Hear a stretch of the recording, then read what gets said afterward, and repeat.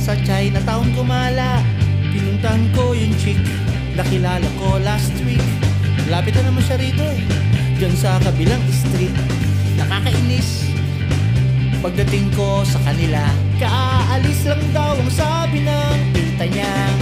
Okay na rin, ako na may entertain ng auntie niya na sexy na mas beauty pa sa kanya. Auntie,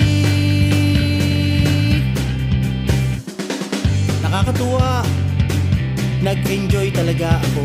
Pati love story niya ay kanyang ikinukwento. Available daw siya ngayon, at kahit minsan ay di pa siya nakatikim yun. Uy, bigla kong naalala tong aking dala-dala.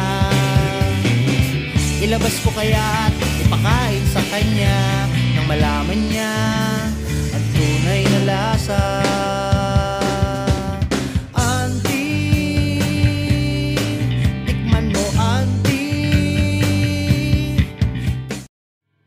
Nakakainip, wala akong magawa, kaya naisipan ko na lang sa Chinatown gumala. Pinuntahan ko yung chick, nakilala ko last week. Lapit na naman siya rito eh, dyan sa kabilang street.